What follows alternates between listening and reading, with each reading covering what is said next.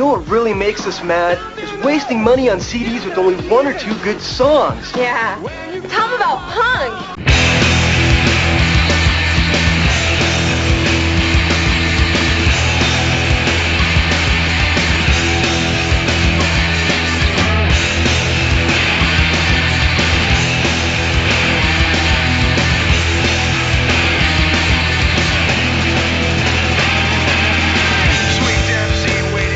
What's up, posers? Welcome to Punk Lotto Pod. I am your co-host, Justin Hensley. And I'm your other co-host, Dylan D. Mento. It was relevant. I had to do it. I couldn't resist. Yeah. There's a song on this record called Mad Daddy.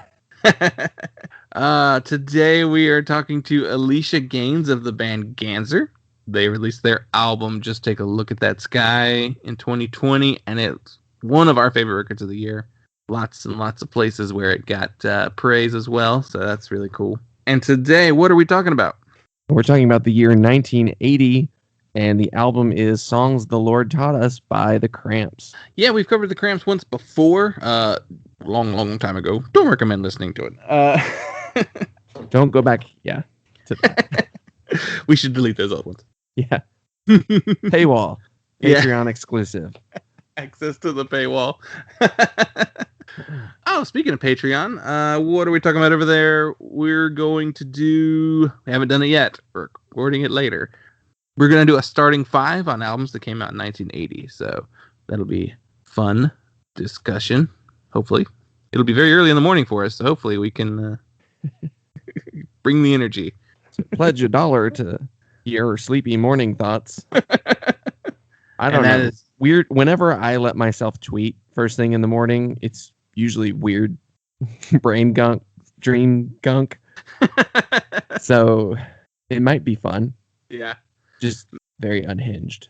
Mm-hmm. Yes, you can get that over at Patreon at Punk Lotto Pod. You got a newsletter that you ever gonna write? Sure, maybe.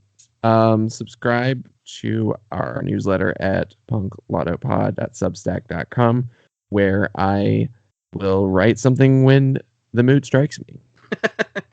Yeah, we could probably just start lumping that in with the we're on Instagram, Facebook, and Twitter at punklotopod. We have an email address, punklotopod@gmail.com, and a voicemail is 202-688-PUNK. We should stop over-promising. Yeah. Oh, I'm going to do that. And then I have to remind you in 2 weeks whenever I'm like, you said you were going to do this. But this is a really, really, really fun conversation on a record that we both enjoy. So I really I hope you enjoyed this one. I'm very happy to talk to Alicia. That was a really great conversation. Yeah, there's no hesitation. There was no trying to find nice things to say about it. Yeah. Enjoy the show.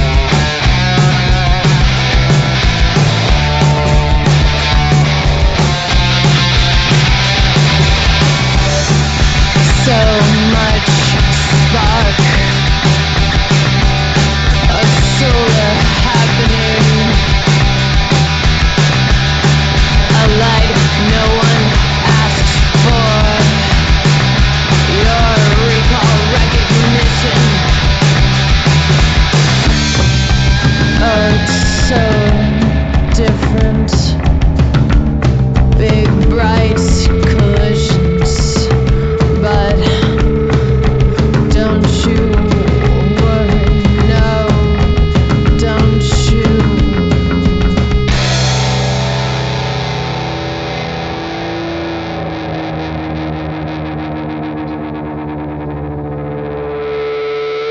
Last year, Ganser released Just Look at That Sky, and we both agreed that it is one of the best albums of 2020.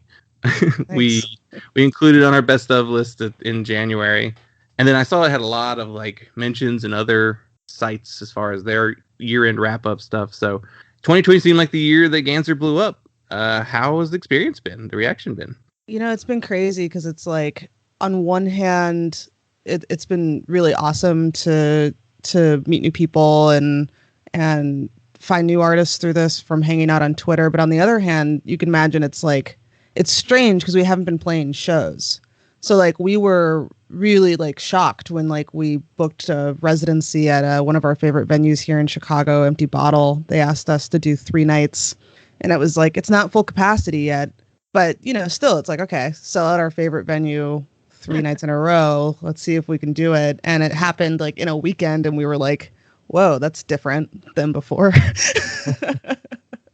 So that part I think is catching up to us now.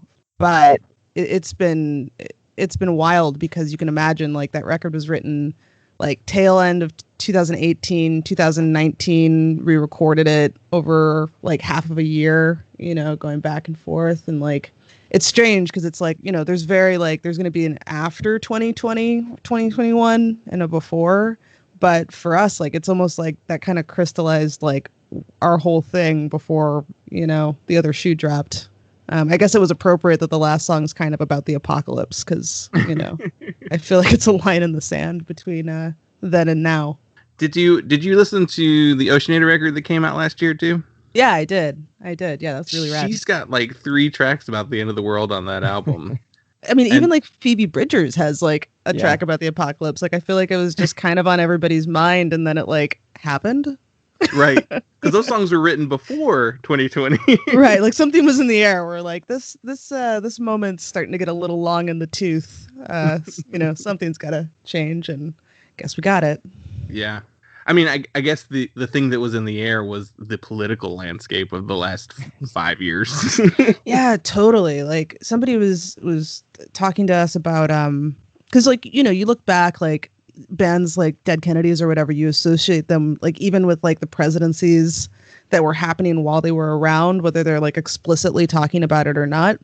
And so for us, it's weird to think like we formed the 4-piece in like 2015. So like the majority of our time has been like during the Trump presidency, which is weird. Like, yeah. You know, because I don't think you think about that as you're doing it. But then when you look back and you're like, it's a weird time to start a band. Well, remember when everybody was like, well, at least punk music will be good. It's like, oh my God. I'd rather have bad punk music than absolutely. Forget me with that. Yeah, seriously. It's so funny because like you look back on a lot of those like Dead Kennedys records specifically, and like you listen to what he's singing about, and it's like all this like Reagan era stuff and like early 80s like South American, you know, military interventions that the United States is part of, and it all you know in 2015 it's like, oh, this feels kind of quaint, like talking about like Reagan like it was gonna be the end of the world. And then we turn around and we get our own end of the world type president. And then it's like, oh, are people going to think that like our era was quaint? And right. Yeah, totally. I mean, like the one that I guess like looking back on it now that like genuinely feels like the past is that we have this song called Satsuma, and like we have like Google Drive we use a lot. So like we'll have like we have a file that we've had forever that's just like orphan lines, and it's like if you are at a party and you hear like something cool somebody says or just has that like turn of phrase, or you're in a forum and you see something, you throw it in that and everybody can see it. And Charlie had thrown in 1.5 million people, and I just thought it was a catchy thing for a chorus, so I threw it in there. And then he's like, oh yeah, that was about the inauguration. You guys remember when there There was 1.5 million people at this inauguration when there clearly wasn't. So like the cool thing coming out of that was that once we started playing that show live, you can imagine saying 1.5 million people to a crowd of people. And that like really opened up something for me because I like tend to be a kind of like bedroom tinkerer. Like Nadia's kind of like the extrovert crawling around on the stage on the ground. But for me, it was like, oh, okay. So like, it's not only about like, you know, writing the songs or whatever, but it's also like, what would be cool to say in a crowd of people, if that makes sense. And so like, it's been weird writing now because there is no crowd of people to bounce stuff off of, right? You know, and like all the records I've been listening to have been real like headphone music, you know, like listening more to like production choices and stuff like that. So, I mean, I'm sure that'll change once we start playing shows and stuff, but for a while, it seems like we've been kind of writing in a little vacuum, which I think kind of has its own perks, you know, but it's definitely different. Yeah, it's 2020 was like this. There were these like awful things about it as far as for the music industry alone, you know, like venues shutting down and touring bands not be able to like make their living. But then at the same time, you have this weird positive side of there's a stronger connection with other musicians online or other like-minded like people in the industry. Like it's just been this very strange, good and bad. Like this Bandcamp Friday things have been amazing. Yeah, I don't think we would have like, I mean, you can imagine it was like, well, we can push the record a month, but like we're going to have to get through this somehow. And then that hit. And honestly, like that's what's kept us from not being as, you know, in the red as we would be, you know, without it. But yeah, I mean, even like getting to know better, even the other bands that are in Chicago locally, like Fax and Deeper and all those guys. 'Cause it's like, you can imagine we were always like booked against each other, you know, like we were always trying to book on the same touring band show when they came through Chicago. So like, we didn't really like, we've never played together, you know, like those kind of like hangout spaces. So now I feel like I've talked to them more than we did when we were like both competing for gigs and stuff, you know? No, we want to open for Parquet Courts. I almost did a spit take there. Yeah, I really hope that going forward, like we're on the edge of like live shows are going to be back. You know, you've got your shows coming up. There's like the big festivals lined up. Like Yeah. I bought my first show ticket this like last week for October. Yeah. And it was weird. It was weird to log into Ticketmaster. And you're like, $8 fees? Fine. Yeah. I just really hope that like this closeness that people have developed online and other musicians have developed online, like we get to keep that going forward. Like I hope it stays something that like everyone is going to be aware of. I do worry that everyone will just get jaded and it'll be back to kind of the way it was.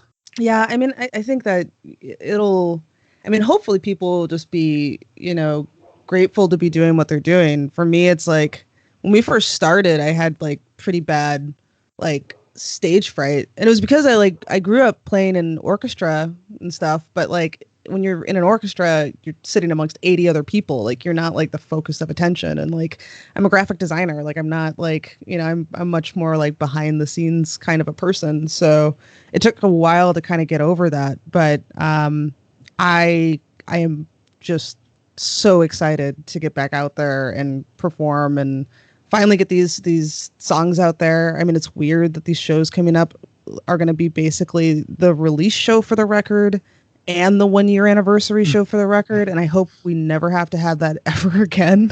It's weird, you know? Yeah. Because like a normal album cycle tends to be you put the record out, you do a tour in support of it, maybe another tour or another leg of it in support of someone else. And then it's kind of like, all right. And then by the end of the year, you're expecting it to be like, well, we're pretty much done with the album cycle. And now it's just, you know, touring until the next thing, you know. And now it's like everyone is going to have, well, we're going to finally be able to play these songs live for the first time. Yeah. In front of people. Yeah, it's wild. I mean, we're having to go back in and like do some arrangement stuff because like we'll see if this comes together. It really has to do with like capacity limits for the shows because as of right now there is zero capacity for it. But if we open up a little bit more, we want to have a horn section to play the last song. So we literally had to go back into the sessions and like look at our like MIDI before we like had it recorded in the studio by like a trumpet player and a trombone player and like figure out like, okay, if we are able to have a horn section, here's the sheet music.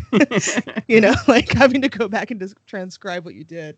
I mean, I imagine too, it's very different with the way people write songs and usually they play it a bunch until they go into the studio, and then, you know, they play it the million times you need to get the takes right in the studio.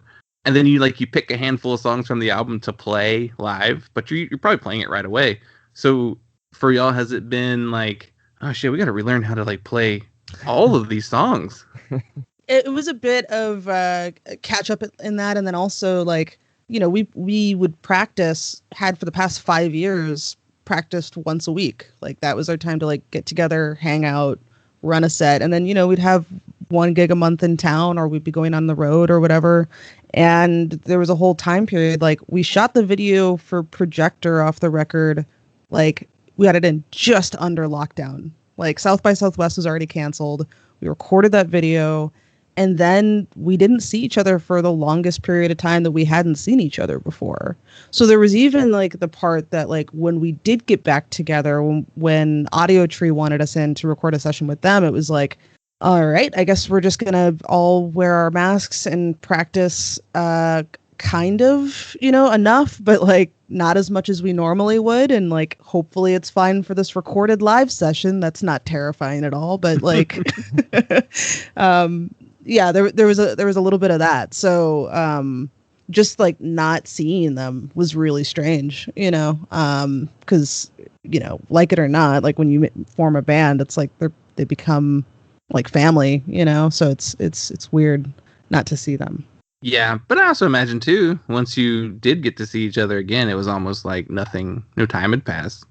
Yeah, I mean, something that I'm pretty grateful for is that we had the record come out. Like that seems counterintuitive to say that like you'd want to release a record on a year that you can't tour it and all this horrible stuff is happening, but it was just nice to have something to do. Yeah. It was like something to kind of like keep your focus going. Like there was like definitely a window between like we knew that we were doing some remixes with folks just because we were meeting so many new people and we wanted to like work together, you know, even though we couldn't really like work together. But there was like a small window between like the album, me like, you know, pushing the record before it came out, and then like a halt. And in that moment I was like, what do I do with my hands? Like, is this why people are baking sourdough bread? I don't. What is this feeling? I don't like it. What made you decide to go the remix route? I mean, I've seen a lot of bands doing it lately, but it's interesting that a punkish band would do a remix album. Yeah, you know, I think it came a lot from like I said, the people that we asked were all people that we either met in 2020 online, or like girl band. We played a show together in the fall of 2019. So like we had just met each other, and then, you know, all of this happened. Ditto with Andy Bell. And it's like, for us, it was just like, well, we can't go into the studio. I wouldn't want to go into the studio right now, even if I could, because like our new material, you can imagine, it's like you're just kind of working in a little echo chamber. You don't know like what's going to be the right thing with what you're working on currently. So for us, it was like, let's give them the tracks. They can do whatever they want. We're going to be only ask people that we really want to do it. And I realized looking back now that like growing up in the 90s, there was a fair amount of like rock remixes. You know, you had like bands like Pulp release like extended dance remixes. And so that's something where like once I kind of had that in my head, or like a Blur remix, it's like, okay, cool. So wait a minute, I get to give one of our songs to Algiers and then we get to hear it Algiersified. Like, yes, please. Like, or like Barty Strange. Like, yeah. And it was wild because like we never knew what was coming back. Like there was no process of like, do you like this or whatever. It was just like whole cloth. Here's the thing back. So every single time we got that email, like every single time out of the 5, it was like, all right, let's take the Bluetooth speaker in the backyard and see what we got.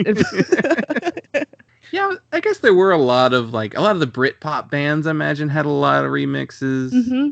because like the baggy Manchester scene, like there's a lot of electronic elements there. And then even like I'm thinking of like the late 90s, there was a lot of like industrial techno sort of things going on. So like Absolutely. they remixed all the new metal bands, got remixes of their songs. So yeah, absolutely. And I think, there might be like a smidgen of like being from Chicago. I mean, like we're in the town that Wax Trax is from. So it's like, I'm sure that was kind of in the back of our brains of like being familiar that with that, songs are malleable and they aren't just one thing. I kind of see it in the same way of like everybody doing covers right now. It's like, you can do a cover, like anybody can record a cover in their bedroom. It's like, but like, why did you pick what you pick? And like, why are you doing it? Like, I think we'd have to think about it long and hard before we actually did one. Cause like, I don't know, it's a choice. Yeah. It's almost easier if you were like going to do a bunch. Cause I feel like then you could just be like, well, we threw a weird choice in there just because we wanted to. But if you're just only do one, right, you got to pick something that means something to you. Yeah. Exactly. Let's see. We kind of hit all of my big questions in like organic conversational instead of me just going, how was that? So what's in the works for Ganser for 2021 now that we are, and you've got your residency in Chicago? Got the residency in Chicago. We're going on the road with Modern English for a couple of dates. Cool. Yeah, they're really nice guys. Like I will say, we opened for them once here in Chicago, and just in that one night, there are stories that we still like tell each other that they told us, about immigrations giving them trouble because they admitted to knowing the birthday party, and that was enough to like raise a red flag. Stuff like that. Like, so I can't imagine like being on the road with them for a couple of dates. Like, we'll probably hear some more cool stories from the 80s. And then we got Riot Fest in Chicago, which, I'm overwhelmed by just even the idea of doing that again now, but it'll be fine. And then we've got some other festival stuff that isn't announced yet. So we're going to kind of dip our toe in the water, and then probably 2 or more extensively next year once things are a little less batshit. Yeah. I mean, it's still the idea of festivals is kind of scary still, like everyone's supposedly taking the right precautions. So you have to hope that like, it goes off without a hitch, but so many unknowns. So many unknowns. I mean, I'm happy that it's outside. I mean, that eliminates a lot of the concern. I think for us, and I think a lot of other bands, it's just going to be interesting to see how everybody comes out of this. I think you have to be pretty mindful about it. I don't care, if you play scuzz punk, it's like your band members collectively have gone through however many band members there are, 4 or 5 different experiences of something really hard. And, it's also kind of like a sport. It's like, I bet you there's going to be some people that come out of this and their chops aren't, quite there, or their endurance for touring is not there, or they come out of this and party a little too hard.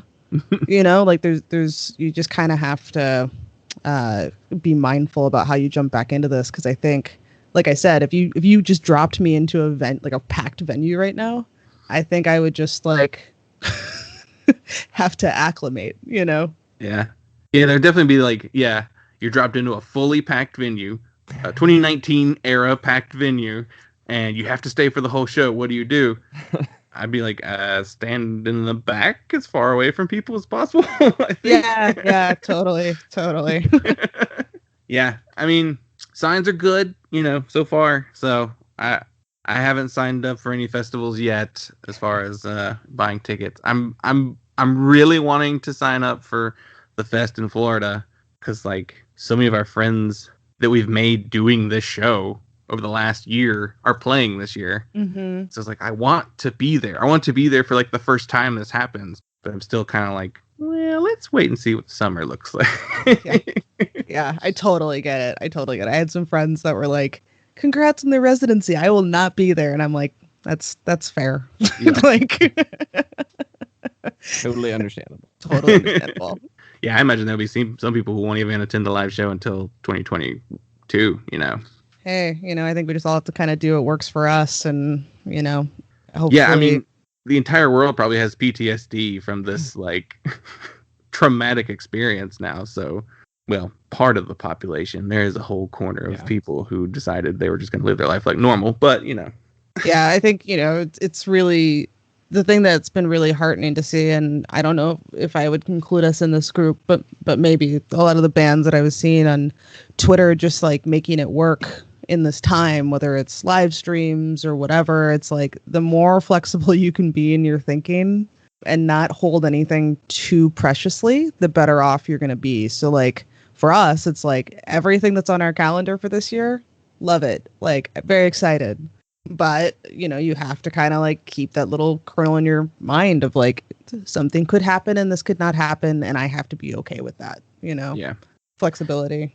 Yeah. I mean, I definitely think the way that the last year has been, I think everyone is kind of like, we'll keep that back there in the back of our mind. So, yeah. Or like, the old ways of working don't work anymore. So change. Yeah. Like, yeah. Otherwise, you're going to feel a lot of pain. Yeah. Well, awesome. Hopefully we get to see you live sometime soon in the coming year, and look forward to what the band does next. And we could get into the rest of the show if you're ready. Let's do it. Cool. So the premise of our show is we assign our guests a year, and they choose one album that from the punk, hardcore, emo, post-punk, art punk, any punk subgenre you could possibly think of. Alt rock, post rock, whatever. We have had some recent choices that are far in afield. Yeah. So we gave you the year 1980.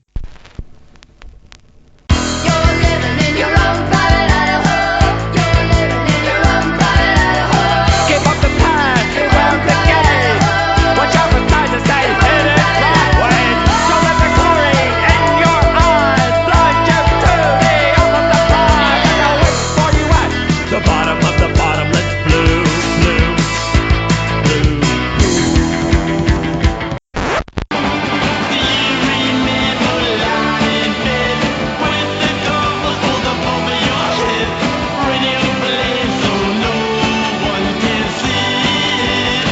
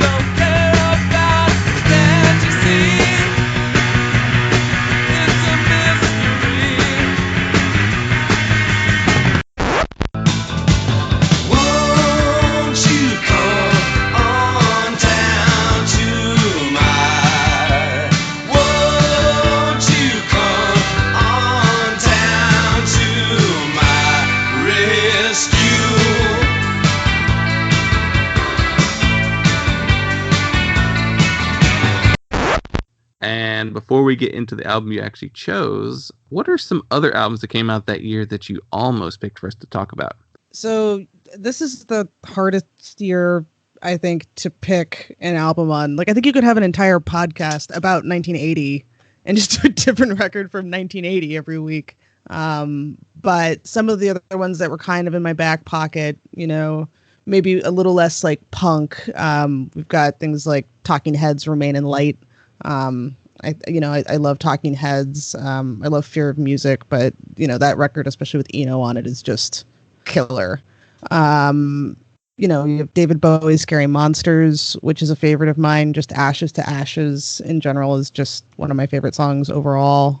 And Peter Gabriel's self-titled Melt record. That is another favorite, all-time favorite. You've got Wipers, Is This Real? Like, this year is insane. Like, John Fox's Metamatic, Birthday Party, self-titled, Devo's Freedom of Choice. You've got a magazine record, a Gary Newman record, B-52's Wild Planet. Like, I don't know what it is. Like, I know that time is relative, and the fact that we break things into decades is somewhat arbitrary. But I kind of love the time period that's at the very beginning of every decade, because it has a little bit of carryover from the previous decade. And I feel like by the time you get to the end of the 80s, everybody's kind of like glossed like everything that was learned earlier on in the 80s. Like they've polished all the edges of it off into just a smooth sphere. But in 1980, there's still some 70s left on it, and everything is just kind of new and just like exciting. Like these are exciting records. I don't know what it is about this year. Yeah, there's definitely this like, it must be a subconscious thing of when we hit a new decade, everyone decides to try and do something different. Like, you know, like it's a new decade, we gotta go for a new sound or a new take on our pre-existing sound. I guess it's just because it's that nice like zero makes it feel like a good like starting point, because it does. There's like a very clear line. Like if you take 1970, 1980, and 1990 and like compare what came out those years, they're completely different things, but you can see those little sprinkles of like the leftovers from the previous decade. Well, I think you can only really see it in hindsight, too, because, you know, to your point, like if you were to listen to records from 1970, there's going to be a lot of 60s on it. And when you think of 1970s music, you're not thinking of music from 1970. You're thinking of music from like 1977. Like when it gets like codified and crystallized and perfected, it's just interesting to see at the beginning of each decade. It's almost like it's a stab in a new direction. And like, is it perfect? No. Like, I don't think any of the records that I just mentioned are no skips, like, you know, because people are just they're swinging for the fences, you know. But I would rather have that. Oh yeah, for sure. Yeah, it is funny. Yeah, hindsight is a really key factor in determining like what the identity is, because like we can't look at 2020 right now and even be like, what was the sound of, you know, 2020?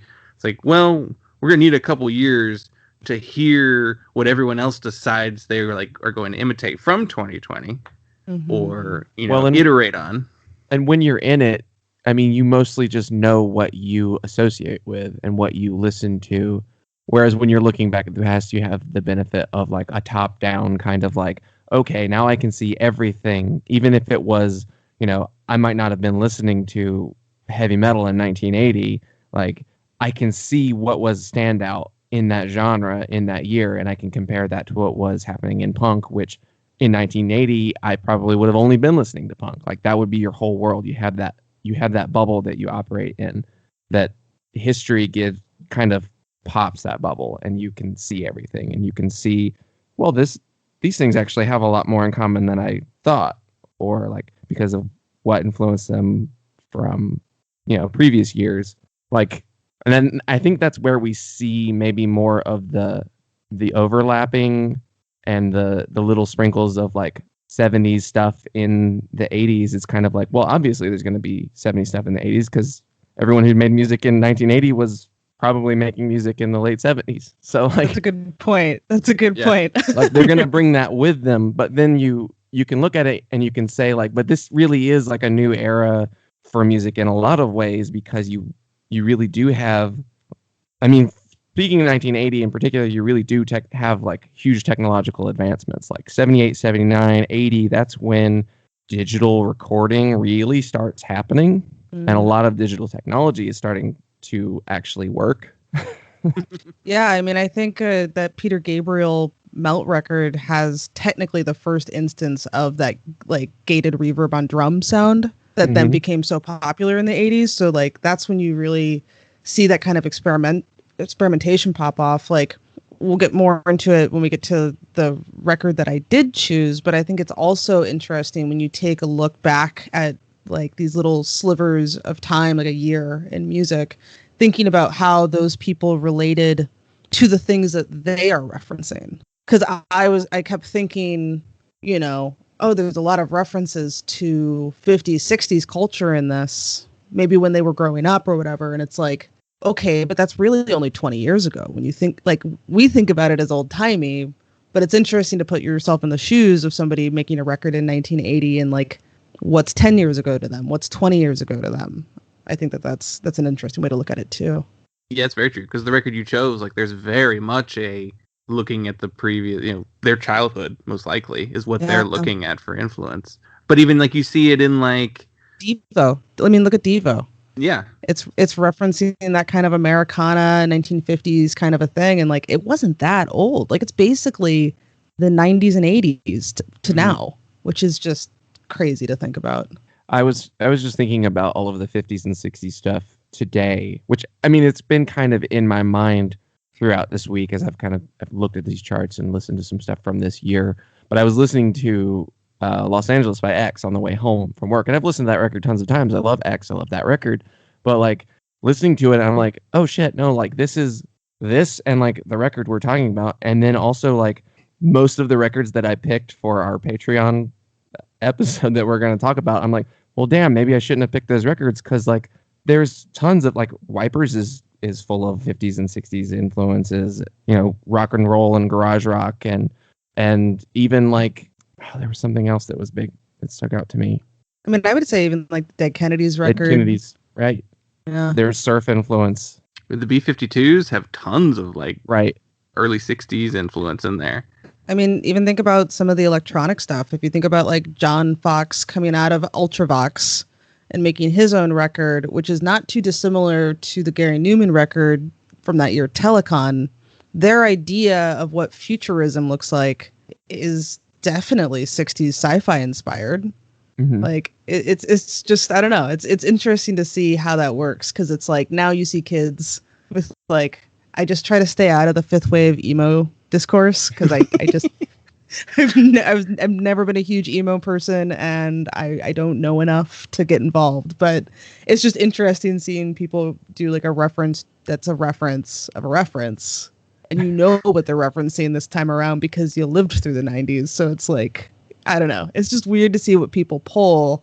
And I bet you people watching these records come out in 1980 that experienced the 50s and 60s were like, well, this is a weird, sideshow, mirror version, because like you got it like authentically the first time around and idealized. And now it's like, oh, Dead Kennedys is telling me that all that's terrible, like, no wonder there's resistance to it. Fifth wave emo discourse is one of Dylan's biggest pet peeves on Twitter. Honestly, same. It's my big red button. I'm just like, stop talking about it. There's nothing to talk about. I keep forgetting that there's like a mute phrase button, or like function. Yeah. I'm like, why haven't I done that? Like, I have like 5 things that I like don't care about that I should just like throw in there. It is funny because it is like, no, I know what you're doing. I know what you're referencing. It's not new. Yeah. I think that's what it is. As favorite. Long as... Oh, go ahead. Sorry. I was going to say, my favorite is when they did that, like, when they broke down all, like, the micro fifth wave, like, sounds. And I was like, you're just describing things that already exist. Oh, God. Yeah, it's wild. Because, like, now it's like, I feel like it's easier with, like, 1980 to be like, oh, you're referencing the 50s and 60s and trying to make something brand new. And now everything is just such a weird amalgam of references to, I mean, just even the 20th century alone, like the amount of cultural references you can pull from whenever. It's like, I wonder if, because I've thought about this, like, what does the 2000s sound like rock-wise? And then, like, what do the 2010s sound like rock-wise? And I think it's too close to tell right now. Like, we just came out of the teens, but, like, I don't know if there's going to be such a clear, like, through line like there is with 1980, Yeah. Well, we're dealing with much smaller entities now. Like, more bands, and they're all smaller. Whereas, like, 50s, 60s, 70s, 80s, 90s, even into the early 2000s, you have much bigger artists who maintain a lot of talk, and like who gets the most airtime now is like Phoebe Bridgers. It's Phoebe Bridgers, St. Vincent. I don't. Yeah. What else is there? Like yeah. Imagine Dragons. I don't know. Watch TV. If you only like watch TV and like watch mainstream culture, you probably think that there's like 5 indie artists. Yeah. I saw this. Which that kind of ties into the way culture recycles nostalgic elements. And I saw someone made a point about how at least in mainstream culture, at that level, it's too cumbersome. It's too slow to react to every new little trend. And it's safer and more commercially reliable to repackage old things and play on that sense of nostalgia. So that's like why we had like so much 80s, 80s movies, 80s based this and that, like, which, I mean, culture is very cyclical and people do have always had that tendency towards nostalgia. Like we're talking about 1980 and, how many records have that 50s and 60s nostalgia, and like look at the 90s and look at how they had late 60s and late 70s or maybe early 70s stuff. Like, I mean, that 70s show, it's, Austin Powers, stuff like that being in the mainstream culture in the late 90s, right at the turn of the millennium. And that's, I mean, we've always had that tendency, but at the same time, I think through all of that time period, there was more new stuff. Because think about grunge, like that, not to be an edgy comedian, but you couldn't do that today. Like, right. Like that wouldn't happen. Like, I don't know what is the mid 2010 teens equivalent to grunge. Like such a wholesale cultural change in music. I would say probably it's something that has to do with that incorporates the internet, and it's very like about the internet. I'm talking about something like Sophie's music, Eve's Tumor, some like electronic stuff where I feel like, yes, there was Autechre, yes, there was a lot of like IDM, that kind of stuff, but that's really one of the only things that really feels new to me. I mean, I think it's hard, right? Because like you have to fit yourself within some kind of cultural context to have people understand you. Like people understand like what a band is, let's say. Like they understand that like there's typically like these things in some kind of combination. There's some slight variations, but that is what a band is. But in the same way, you can do that with cultural stuff too. So like, I guess, can I just spoil the record that I picked? Yeah. Oh, I mean, it's in the title of the episode, so it's not that great. So I picked out the Cramps songs, The Lord Taught Us. And I think the thing for them that really listening to it critically, because really Cramps is one of those bands that I just throw on anything and everything. It all just kind of mixes together really well. They don't really change a lot from record to record. Like the production changes slightly, but the actual songs are, pretty much in the same kind of place. Like I guess I just had a realization that it's so genius that they took all these like rock and roll staple songs, like blues chord progressions, like you listen to them and they already feel familiar. But then also because everybody had a bass line, at least at the time, knew what they were like kind of aping, like they knew the kind of style of music they were going for. Then you can just pile your own specific weird shit on top of it. And it doesn't completely freak everybody out. Like you can talk about your dad having a UFO, but if you're doing it over a song that sounds like it could have been, I don't know, on like some bandstand show from like the 50s, it's a little bit more palatable than like, I don't know, Gary Newman coming out on his little like car on stage doing electronic music and talking, about being a robot or whatever. Well, since you mentioned it, let me introduce the record. You chose, yes, you mentioned the Cramps songs The Lord Taught Us.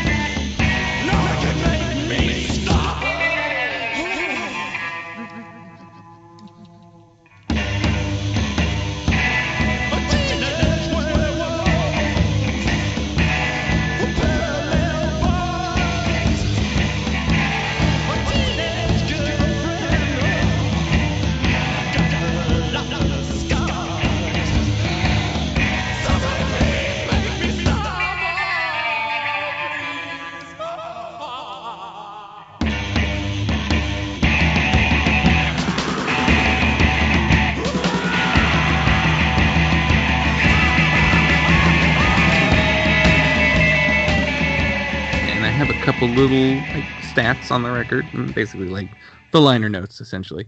The Cramps were from New York City. Well, sort of. I'll talk about that later. This is the first full-length album by the Cramps. They'd released a couple 7 inches prior to this, and then released the Greatest Hits EP immediately before this. It was released on IRS Records in the United States and Illegal Records in the UK. And the personnel on this album is Lux Interior on vocals, Poison Ivy Rorschach on guitar, Brian Gregory on guitar, Nick Knox on drums, additional organ by Booker C on the song Fever, who is also the producer of the record, Alex Chilton of Big Star. So, the first thing I like to ask is, what made you choose this album specifically? I think what made me choose this record is something that's been kind of mulling around my head during 2020. There was a couple of like bands, I'm not going to name names, who were still kind of like operating online as if everything was normal. By that, I mean like they're hanging out during a pandemic, but wearing their black leather jacket, like their cool outfit, and like still trying to operate as if like we were in 2019. And I just kept going, these people look silly. Also, cool is dead. Nothing's cool anymore. We're just all trying to stay alive. And so I think it really, when you're, wearing like athleisure every day, when you look at somebody like the Cramps, like just the amount of intention that goes into being the Cramps. I mean, they're basically a cartoon. Like they are themselves, but they're not. And also, I know next to nothing about them. I've watched interviews with them. They don't really talk about like their personal lives that much. You can picture like there's this really cool record shop in Chicago called Bric-a-Brac, and it's just everything is just like 50s knickknacks, and like the walls are like a bright color. Like it's everything you would think of as the Cramps. Like I don't think there's a lot of bands where like you can. I can picture what a Cramps mobile would look like. I'm imagining some kind of convertible. It's got like fins on the back. Black, probably. Yeah, most likely black. But the leather interior is probably pink or yellow, maybe something like that. Leopard print. Yeah, leopard print something in there. Yeah, maybe some fuzzy dice in the mirror. Yeah, there's just something about that like that kind of archness. Because it's like, I don't know, like if you're already going to be like, hey, fellow musicians, do you want to be musicians next to each other and form this thing called a band and like put ourselves out there? Like, why not like just completely make yourself into an utter cartoon? And that's the thing that, it's hard because on the back end, looking at it now, it's like, I want some music journalists to go track down Poison Ivy and get like the long interview. I want like a GQ interview with Poison Ivy, but at the same time, I don't. Like they clearly did their thing. Like clearly they didn't talk about themselves. Like her partner in the band is dead. Like, they did the thing. Like maybe that's not, maybe they're not like a super personal band, and that kind of works for them. I like that they're mysterious. I think that something that makes the Cramps really work for me is that they kind of actually maybe are their characters. Like I feel like like there's not much else to talk about. Like, I mean, they're probably much more, their day-to-day life was probably pretty boring. I mean, honestly, like they're just people most likely, but like all of their interests are, I think, on full display. Like everything that is important to them does seem like it is like this is truly who they are inside, maybe. And it seems artificial, and it's definitely like curated and manicured, but they're not telling you that it's not. And I think that's the thing that I like about it, because like there's definitely artists now where like you can feel the put on, but then they act as if there isn't one there. But I posted this on Twitter when we were talking about it earlier, but I'll just describe it really quickly. There's an amazing interview with the Cramps. I'm sure if you just Google YouTube Cramps interview. This is an interview with the Cramps, and I think it says everything that you need to know about them. It's Lux Interior and Poison Ivy. They kidnap the reporter, stuff him in a trunk of a car because they can't basically they're going to their house and they don't want anybody to know where their house is, even in like the context of this like interviewer. So they have this whole fake thing where they kidnap him to start off the interview, and then they're in their house and it looks exactly like what you think it's going to look like. Wood paneling on the walls, knickknacks everywhere, like original Mad magazine drawings, just stacks of vinyl, really old vinyl. And Lux is wearing like a Speedo like thing and like high heels, and I think Poison Ivy's in latex, but they just are really super domestic. Like it's just like any couple walking around their house showing off stuff in their house, and I'm like, I want to be there. I want to live that life. That sounds amazing.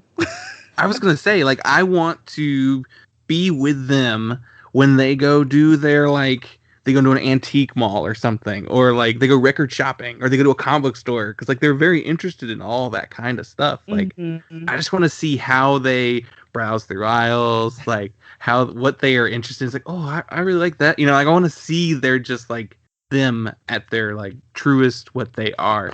It's probably way more normal than you'd expect from watching their live performance, but at the same time, it is like a little bit like.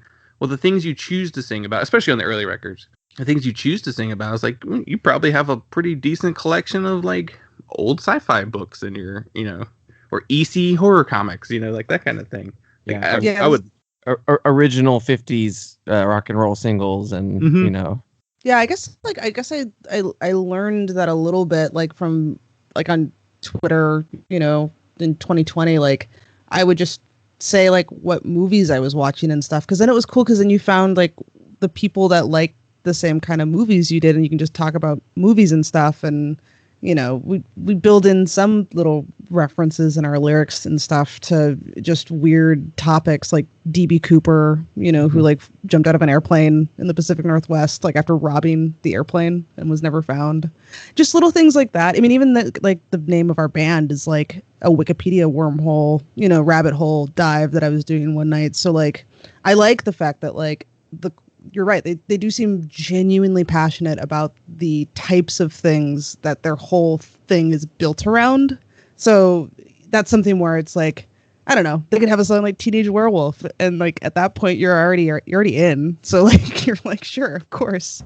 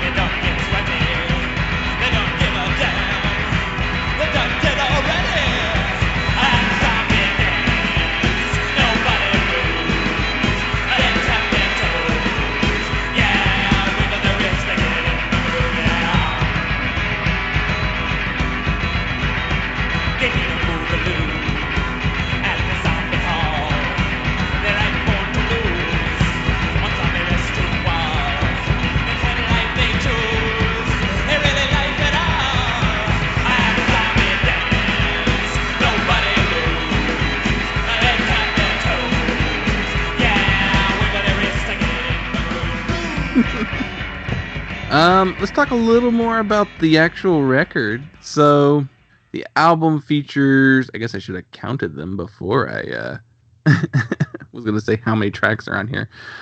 There are quite a few covers on this album. There's about 4 or 5 covers on here. And then the rest are all originals. And it's kind of gives you an idea, I guess, trying to describe the Cramps in a vacuum without having heard them to someone. They're a horror sci-fi sort of themed 50s, 60s country rock and roll band with lots of layered reverb, like, you know, lots of different, you know, tones and effects. But overall, you strip it all down to its core. It is the type of songs they're covering. Yeah, and you know, I think it's interesting too, because it's like the kinds of songs that they're covering is from an era in which you would have kind of standards that multiple people would sing. Like it wasn't one person's song and then somebody else did it and it's a cover. Like you had this kind of like exchange in material that became much more proprietary, much more like this is my album and my songs. So it makes sense that they would do a lot of covers if this is the kind of stuff that they're into. I mean, I know that they get described sometimes as rockabilly, but I kind of like shrink away from that. I don't know. Like, I mean, they definitely have like a kind of like Dick Dale, Yardbirds kind of a vibe to them. But it is very like, yeah. Big Link Ray Mm-hmm. sounds in that. I mean, they especially like borrow the Ace of Spades guitar line on their cover of Sunglasses After Dark, which is a Dwight Pullen song, and they threw in just like that Ace of Spades lead that's in that song. Like Link Ray's incredible. Like learning that he was from North Carolina made me go, well, which is where Dylan and I are from. Made me go, well, he's like one of the greatest of all time. You know, I have a little bit of like pride just because he's like from here, but at the same time, like listen to Rumble. Rumble is a legendary song, so he is incredible, you know. And like, I think Link Ray is probably a big influence on them. I read a few other like it was mainly like a lot of country stuff and then rock and roll stuff from this time. I think that's nice about it is that like, you know, I think there's a lot of bands, like especially like in like last half of the 2000s, kind of early 2010s, where like you had bands that were kind of just very off the cuff, silly, but there was like no weight behind it. You know, you had people just kind of I can curse, right? Yeah. Yeah, they're just like kind of fucking around, and it's like the thing that I like about the Cramps is that like they're doing something absolutely ridiculous, but you can tell that it took a lot of research, and they probably like practiced a lot, and like are very serious about their nonsense. You know, Yeah. like you kind of get the sense that like even though you could call these songs simplistic or derivative of something from 20 years before it came out, but it's like, I don't know, like they put in the work to really make it into its own beast. Yeah, like definitely Poison Ivy was not too far from her guitar probably at all times. You know, if she was at home, she was probably like fiddling around with it. Like, and she does not get the praise that she deserves because her playing on like every Cramps record is phenomenal. Like just uncanny guitar playing. And then maybe it's because their sound is kind of put into this like corner of like, it's kitschy, it's novelty, this isn't like for every day you listen, and so she gets overlooked. I've always said like the B-52s, like especially the early records, are a phenomenal band. Like they wrote incredible songs, but they are so like campy that they almost become a novelty to the mainstream. So like you're just missing out on these like incredibly talented musicians doing incredible work because they're doing something that the average person is going, yeah, it's neat. Yeah, I mean, it's like there is you do kind of have to listen a little bit deeper than like maybe hearing it in the background of at like a restaurant or something. But like they know like he says like on Teenage Werewolf, doesn't he have a line that's like, I was a teenage werewolf and no one even said thanks? Like I love that. like they know these songs are deeply silly and stupid. I have a couple more little like background notes about the record. So they recorded it at the Sam C. Phillips recording studio in Memphis, Tennessee, which is where a lot of the original Sun Records musicians recorded. So like Roy Orbison and Otis Redding recorded there, but then even people like Willie Nelson and John Prine recorded there too. And which that studio is still in use because the most recent notable record I saw was recorded there was the Mountain Goats 2020 album. So it's very much a still in use studio.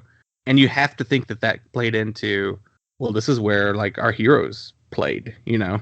Totally. So we want to be here and record something like that.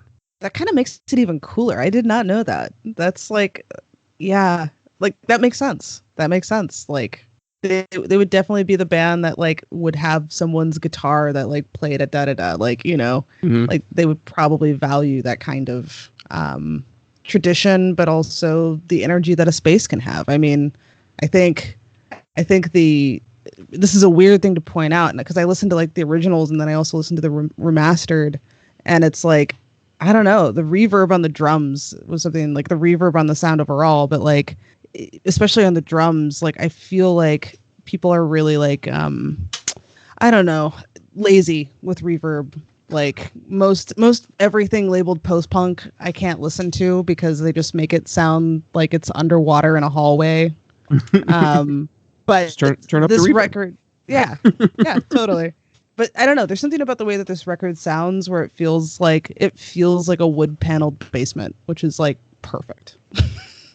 Well, the reverb has space to do what reverb does. Like you're not just slamming, Ramones bar chords into reverb or even like post-punk palm muted chords and like constantly moving bass and a lot of cymbals. Like you're not feeding it too much information. You're playing a blues riff and some guy's just kind of like howling and there's dynamics in that playing that allows the reverb to then reverberate and you can actually hear it. And it latches onto what you played. It latches onto the stick hits on the drum or the guitar strum that you don't like keep strumming, and it carries that sound out.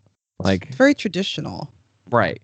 Like it reminds me of like, I don't know, Screaming Jay Hawkins, like it has that kind of it sounds like when you look at like a documentary of like a band in the 60s recording in a studio and everybody's playing at the same time with barriers in between them, as opposed to something that's too clean and like too manufactured. Because the thing about the Cramps is that like I feel like if you were like, these songs would sound terrible if you recorded them now in the way that most people record stuff. Mm-hmm. Yeah. Have you heard a psychobilly record that's been made in the last 10 years? No, but that's on purpose. It is so funny. Like, they invented the term psychobilly for this style of music, but they also were like, but that's not us. That's not our kind. We're not that genre. That's just a word that I used in a song. But then, like, the Well, it's a psychobilly word Johnny genre, Cash used in a song. True. But like applying it to what they're doing, like creepy lyrics and sci-fi themes and like, aggressively not traditional appearance. And the psychobilly genre sprung up kind of around them, but like didn't really take the right lessons from them. I guess they're probably more inspired by. Well, when does the first Stray Cats record come out?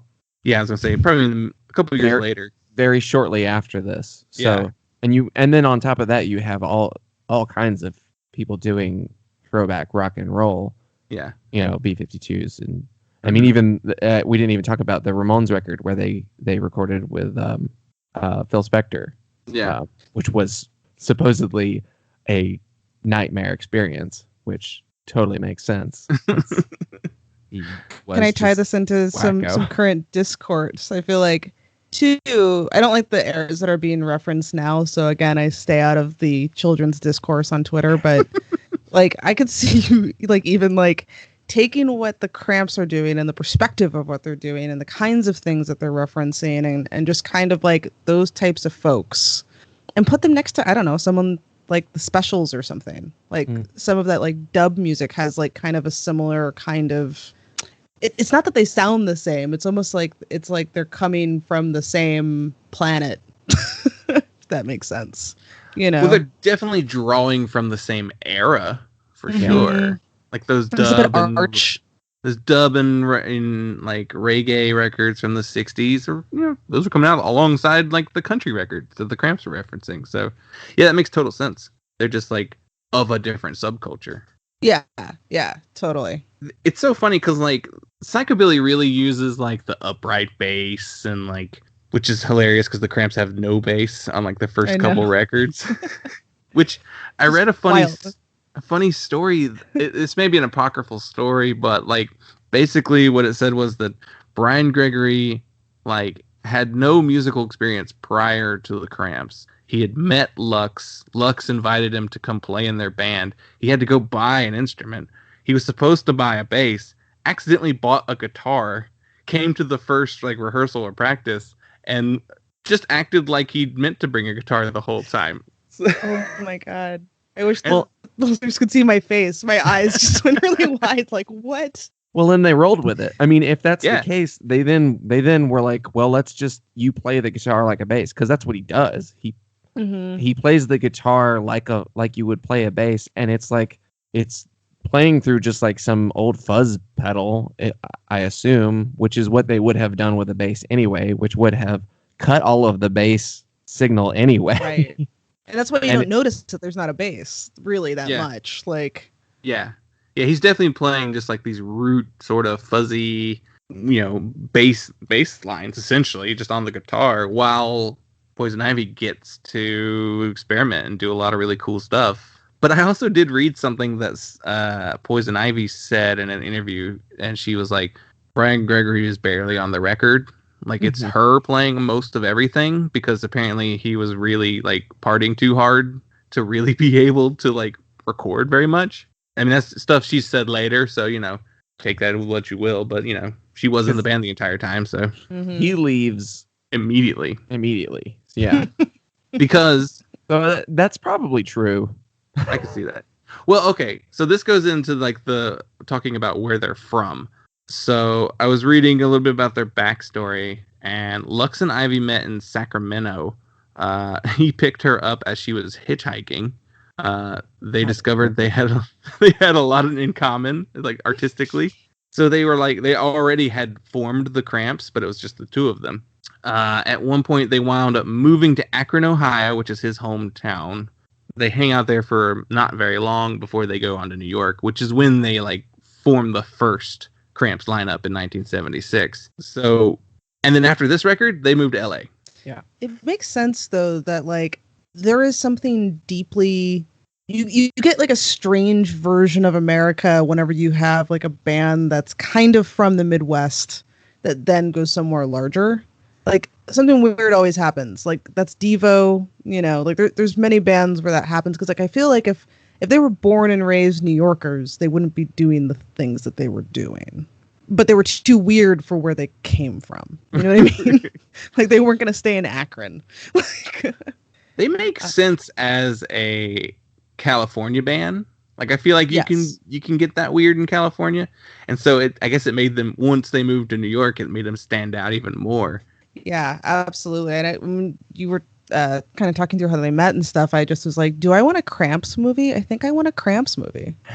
I want like a there's super a lot there. In-depth documentary. I want as much as you could possibly get on them. I mean, just purely that mental hospital performance of theirs that's super famous. Like, I'm sorry, what? Like there's just so many things in their career and just about them that are just like, I'm surprised like Gen Z hasn't like, taken Lux Interior and like, because he's a weirdo.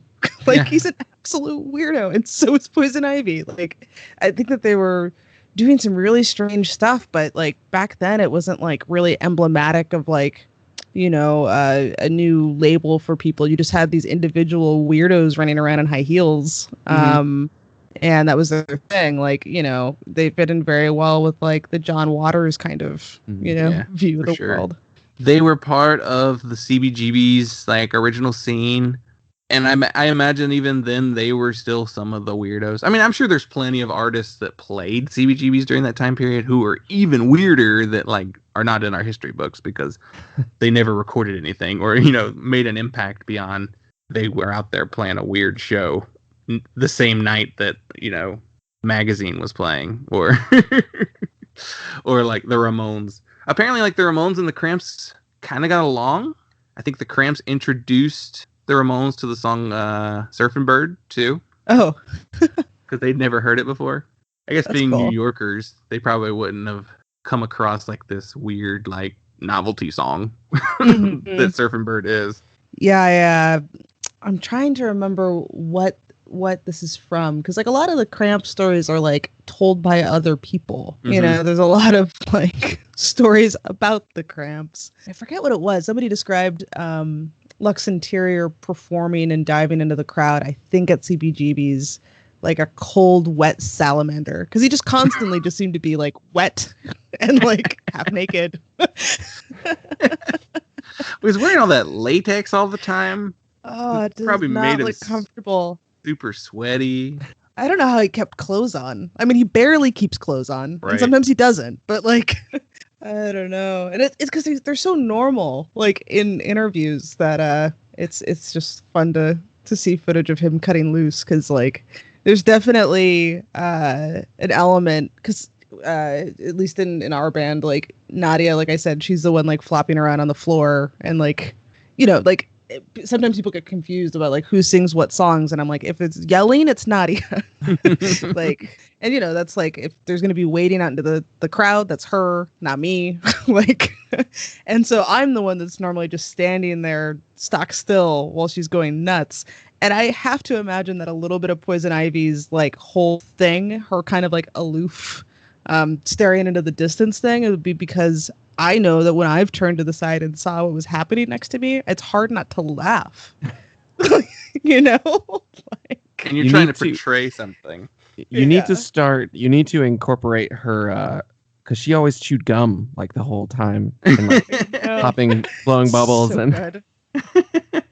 Yeah, I want to know what she was like when she was off stage. Like, was she just like a quiet, reserved person then too? I mean, there's probably a part of that. Or was I think she that ran the show. yeah, she did. She was the driving force behind that band for sure.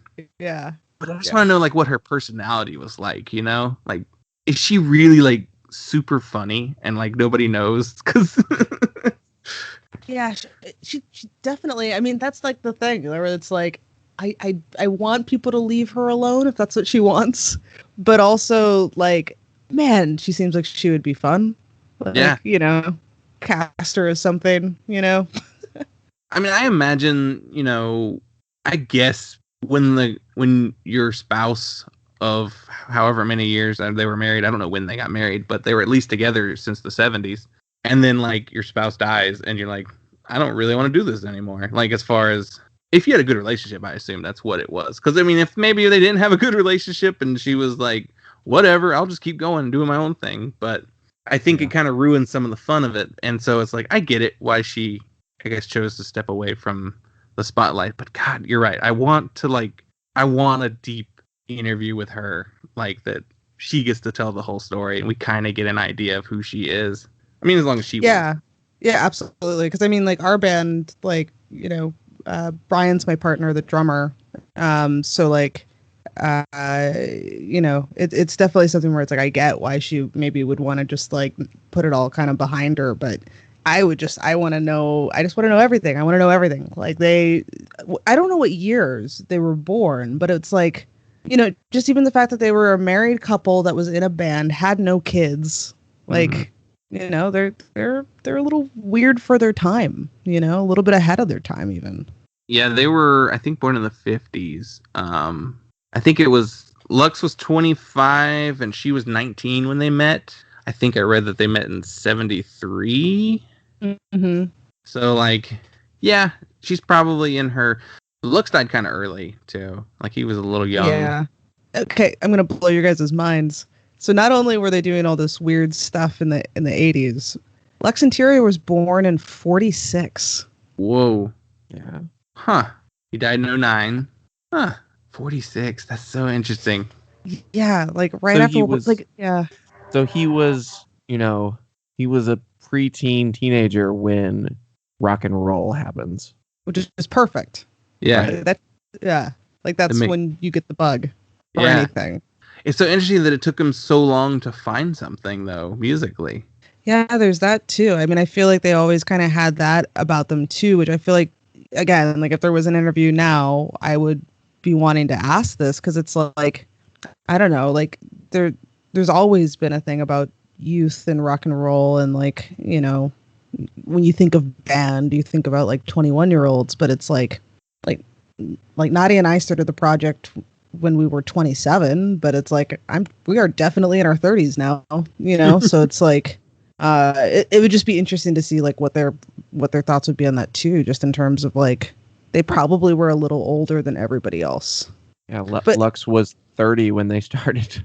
Yeah. But that makes sense of like why their music is so considered and their references are so solid, and they do things like record at a studio that has meaning instead of just like a random studio, because I think they were just old enough to know better, you know.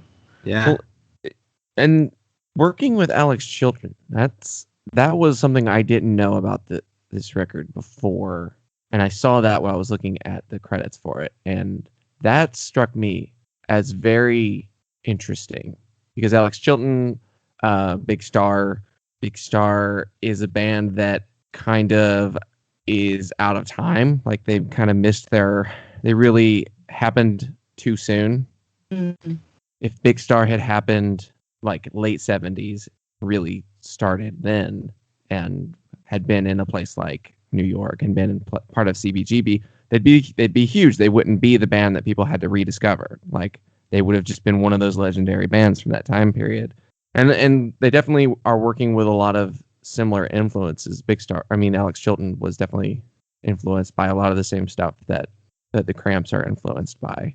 They're like a perfect match. Like it really makes sense for him to produce this record, and like they're like 2 EPs before he produced those two. They went, I forget what the next record was. They did that in LA, and I don't think Alex is involved with that record. I can't remember. I should look that up. Who produced what is that? What's that record called? Is that Psychedelic Jungle? It is is it? Yeah, it is Psychedelic Jungle. So that would have been 1981. Oh wow, just a year later. That's so fast. Yeah, that is so fast. But I mean, with songs like these, like I said, it's kind of color. It's like color by numbers. You know, like your song structures are pretty much set. Like it's just more about like how do you kind of like chop and screw the existing format. It's really just getting the right take and the right performance. Yeah. Well, they do a lot of covers too, so that cuts down your writing. Totally. Well, you know, the thing song. that's really funny about that, when you said how many covers are on this record, I kind of like balked a little bit because like it's weird too now with this distance, like, and them working in such a form that it's like I forgot which ones were covers and which ones were originals for some of these. Yeah. The only one that like I knew the song was the very last one, Fever. Like that's like the most recognizable one. The Peggy Lee cover is pretty famous. Right. Like Elvis covered it, you know. It's originally by Little Willie John. Mm-hmm. But they have other ones like Tear It Up is a Johnny Burnett and the Rock and Roll Trio song. Yeah, I didn't know that one. Strychnine is a Sonics cover. Yeah. The Sonics are really interesting because they're tagged proto-punk. Yeah. Like basically playing loud and fast and hard in the 60s before punk was remotely a thing. Definitely a major influence on the Stooges and the Ramones. And Fred Sonic Smith was married to Patti Smith. Oh, really?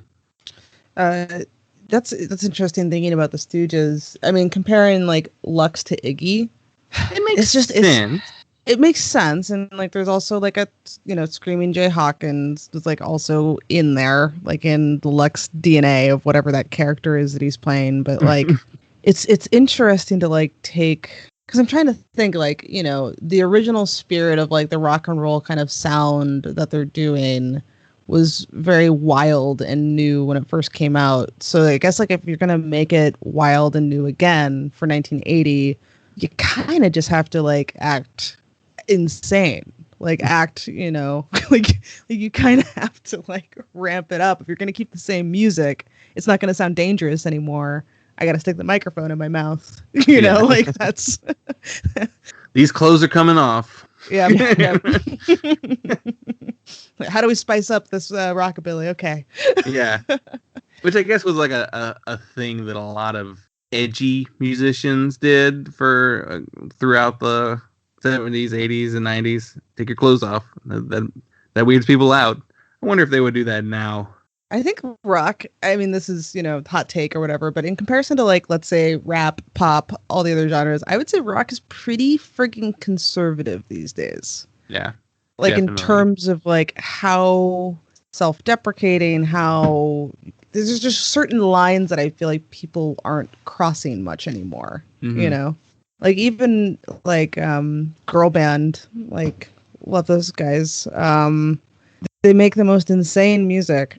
But when you think about it, it's like, well, it's just 4 very lovely Irish guys, just like wearing sweaters, you know. I'm trying to think of like who are some modern like bands in the guitar centric, I guess, rock centric sphere that are kind of really, really boundary pushing right now.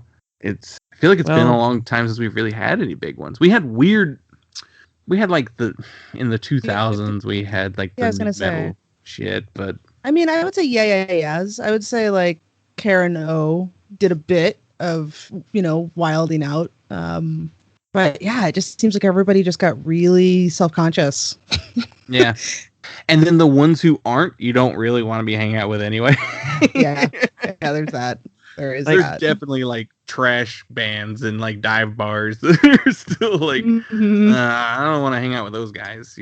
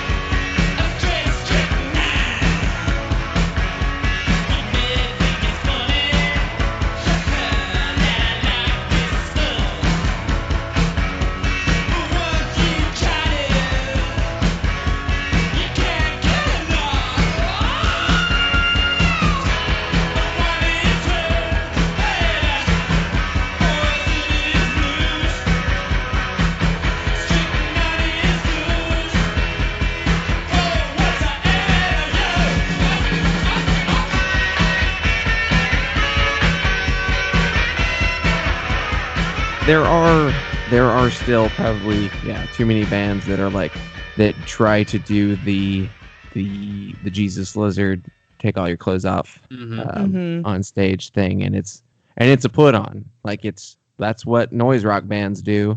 Yeah. It's like, well, no, I mean, you don't have to do it just because David Yao did it. Like, I mean, in a lot of ways, David Yao was probably doing it because he saw Lux doing it. That's true. I mean, it still hits. Like this is 2019. That's why it's still fresh in my mind. We played a show with Flipper with David Yao doing guest vocals, and then Porcupine was in it. So we also had Greg from Husker Du was also there, and like. We played and Porcupine played, and then Yao came and yowed, and it was like, I'm sorry, I didn't realize we were just playing cute this whole time. Like, you know, it was definitely like a different level of energy. So it'll be interesting to see like when stuff comes back, if like people are going to take more chances, you know? Yeah. There are people who take it too far too, with like Gigi Allen, you know, definitely took it way too fucking far. Yeah, okay, I mean, not that far. Yeah. It helps to actually be good. Yeah. Music that you want to listen to. Yeah. It's not a shortcut. No. I mean, I'm sure Iggy Pop still takes his shirt off at everything he ever does. So, like, you know. Yeah, we'll see. I mean, I think like everything right now feels very, and maybe that's just also maybe a thing with the decades. I could be wrong. Like this could be really like a bad take and incorrect, but I'm thinking about it and it's like, I don't know. It's like the beginning of the decades are that kind of experimentation time, and then everything it's kind of polished as you go along until it has to get broken again. So like we might just be on that polished side of things, like about to have somebody come in and just like go like, no, this is all silly and too, you know, too manufactured, too mannered. No more black leather jackets and crossing your arms for a band photo, you know, like. Yeah, I can't wait to see what new looks people are going to be trying out. I do imagine that the first like at least year, it's going to be very comfortable clothes. You're seeing a lot of athleisure wear and gym shorts and hoodies, and that's about it. Absolutely. Because everybody's like, well, I got to wear like not my most comfortable clothes when I leave the house now. Have you guys covered at all on the show or talked about Gun Club? Do you guys like Gun Club? So we've only really referenced them. We've never done one of their albums. Because that's one too, where I feel like there's something in that kind of like, I don't know. It's like Devo's very American, and then you have this weird like almost southwestern vibe that the Cramps kind of embody too. Which then you have bands from other countries, you know, whether it's like Nick Cave and the Bad Seeds or whatever, like trying to ape that sort of thing. I guess like maybe that's why it's appealing. You know, it's that kind of just like don't mess with me, like kind of American in the desert kind of a vibe. I don't know. Some Australian bands kind of have that too. You know, it's very like Roland-y. Yeah, I mean, because I'm trying to remember how someone worded it. There was someone talking about someone who was Australian talking about how people probably during like the Trump presidency were like, oh, I'm gonna leave the US and go to Australia, and not realizing that like Australia is just like a giant desert full of gun-toting rednecks. Like it's the same thing. I don't think they have as many guns anymore. Remember? Because then they did the gun thing where they took it back. Yeah. But you know, but the same violent mentality exists. Yeah, same vibe. Same vibe. It's still the Western mentality. We all came from Europe, as far as like the white people at least did, and we founded these countries with white people values, which you know, this is our. Well, yeah, I mean, I think that there is like it's interesting because it's like ultimately.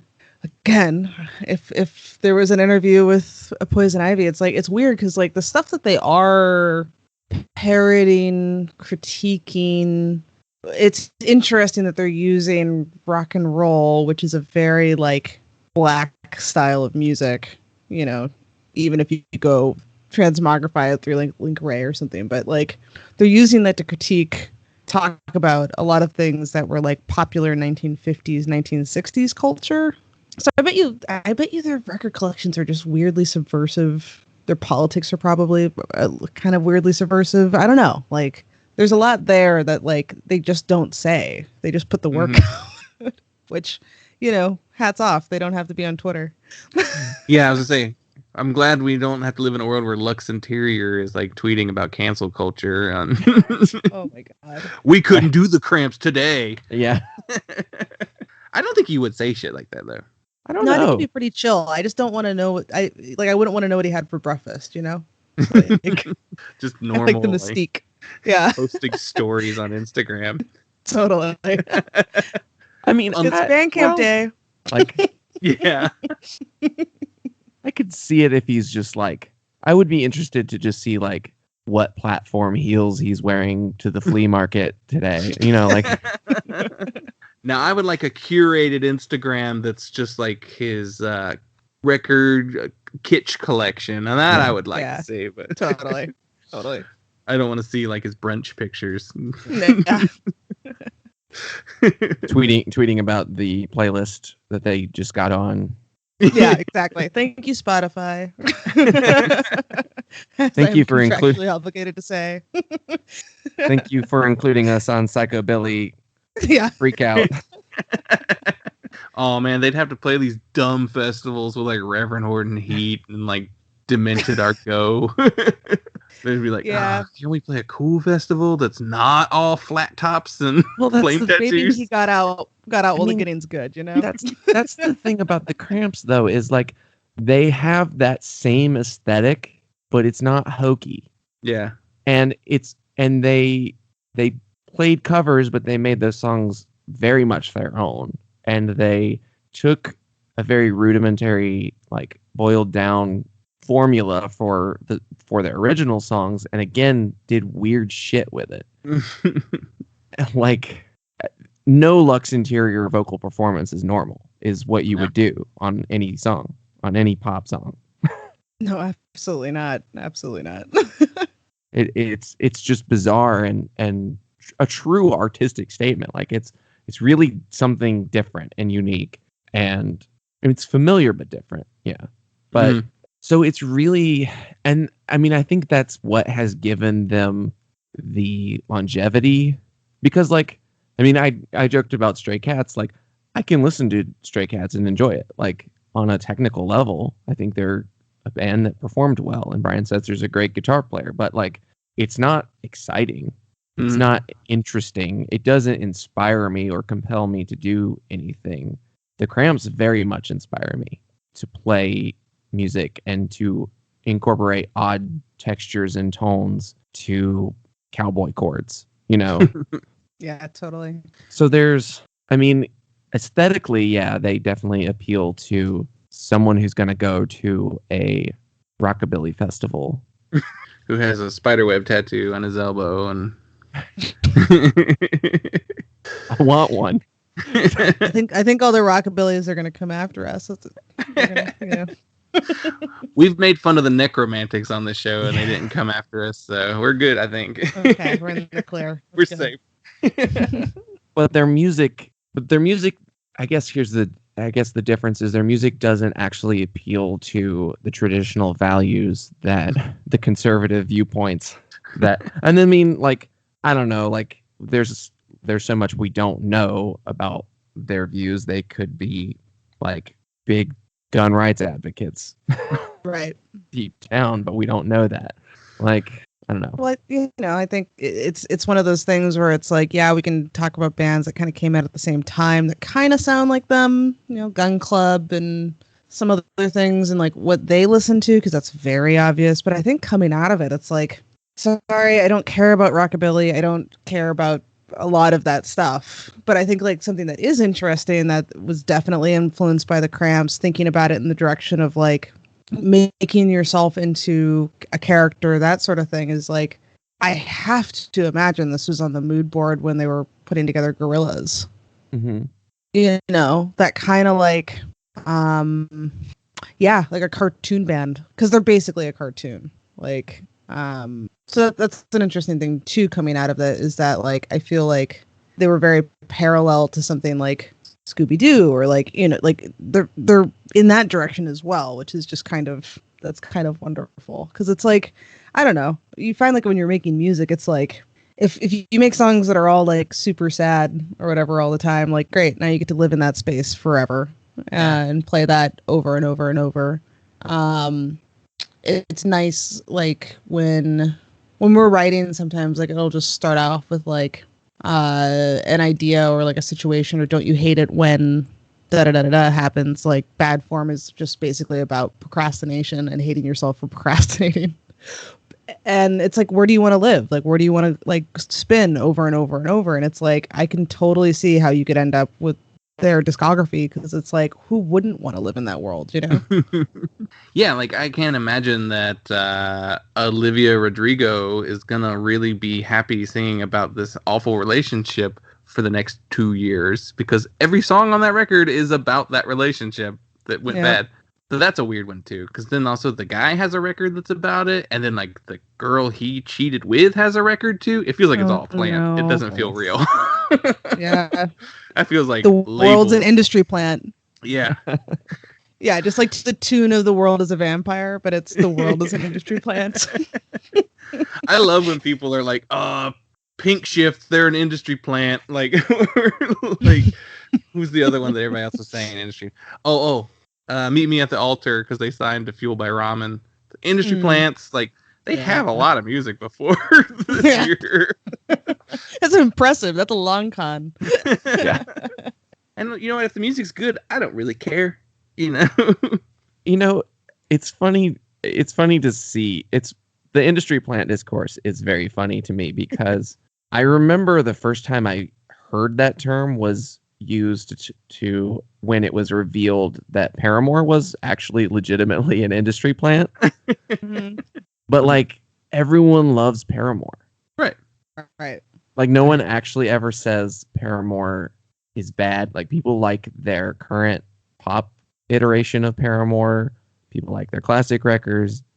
Like, yes, they presented themselves to be more grassroots and DIY than they actually were at the beginning. And that's, fine. Unethical, I guess. But I don't know. I mean, does it really matter?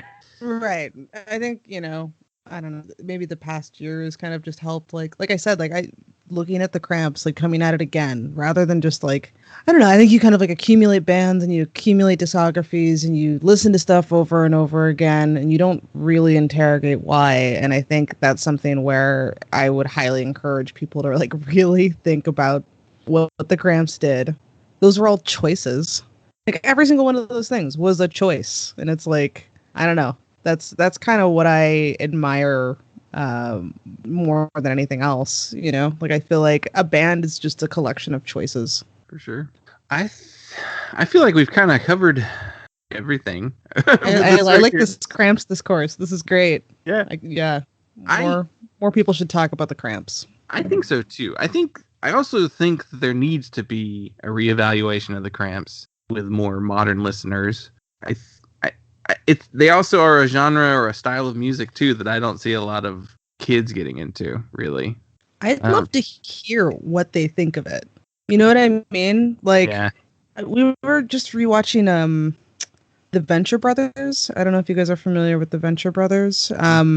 But I was just saying that, like, yeah, it's making sense that the Venture Brothers is ending because, like, it started out when I was 14, originally as like a parody of Johnny Quest, and then starts building in, you know, Doctor Strange and whatever. But it's like, it's references on references on references to things that now kids aren't exposed to. Like, if you don't understand the conceit of like the reference of the show, you're going to have a hard time getting into it. And with the Cramps, I would love to show this record to like someone I would love to see what the take is of someone who's like 20 to the Cramps. Cause like, do they even know who the Cramps probably liked? Right. Probably not. It would be interesting. You know what I mean? Like, I would be interested to hear like, what do they make of it? Right. I would like to know what they would enjoy from it too. Like, is there, if they enjoyed it, you know, like, or what elements they liked. I can't imagine hearing this record and being like, heard it all before, you know, or that kind of thing. Yeah, yeah. Because I listen to a lot of music, and there's stuff on this record, even I'm like, whoa, that's really cool, you know? Yeah, totally. Yeah, I don't know. Maybe that's a reaction video that needs to get made. Yeah. You know, Gen Z reacts to the Cramps. Needs to be a TikTok trend or something. Totally. Oh, wow, yeah. Somebody please start that out there. It's not going to be me. I'm not on TikTok. No, I can't do it. I can't do it. I'll watch a funny one when someone sends it to me. I rely on other people being the filter. I'm on TikTok. But here's a good like wrapping thought around this whole thing. I think they would love the Cramps because the Cramps is kind of like TikTok, taking disparate elements and kind of making it into like a pastiche of reference upon like, I think if you could like at least get the fact that they're doing like, okay, like old monster movie mixed with, you know, psychobilly mixed with like, I think it might actually, maybe we might have something here. I mean, you can't look at the Cramps and not know they're doing a thing. Yeah. Like, it's definitely clear that they're doing a reference. It's on purpose. Yeah. Well, go sign up for the Punk Lottopod TikTok account, and we'll do challenges. Yeah, the Ganser account will be right after. Oh, wow. Thank you so much for choosing this album for us to talk about. Oh, absolutely. Recommending music to people is a bad habit and hobby of mine, so happy to do it. We covered Gravest Hits way back in episode 7 of this podcast. Oh, wow. Oh, shit. Really? Yeah, it was the first Halloween Spooktacular episode we did. That's because we, of course, jumped into a month-long gimmick. Yeah. At episode, like, 6 or 7. 7. Yeah. I love that. I love that. We had... Oh, yeah. We didn't think our steps through very... We had barely figured out how to record what the gimmick of our show was. Yeah. Which the technical aspects of it. Which took 40 episodes to even figure out how to really even make the show like appealing to people. Yeah. Hey, that took into our second record, so nobody gets it right the first time. No. Yeah. So tell everyone where they can get Ganser's music online. I mean, obvious places, of course, but let us know where you'd like to direct people. Yeah, so, our music is on all the things. Our album, Just Look at That Sky, came out last year. Hopefully we'll be coming to a town near you and you can come see us in person, because I think that's what we're all missing. Otherwise, on the internet, we're at Ganser Band basically on every platform. So we'll see you there. Awesome. And lastly, we like to ask all of our guests to mention or call out a charity or nonprofit that they would like to bring some attention to. So do you have any in particular that you'd like to name? We just released a EP and donated some of the profits of the National Suicide Prevention Lifeline. So I think people forget that that's a resource that is really needed right now. So I think it's always good to have a number to call. So making sure that stays around is important to me. Good. Yeah. We'll include a link to that as well. Cool. Yeah. Thank you so much. Yeah. Thanks for having me. It was a lot of fun. A lot of fun.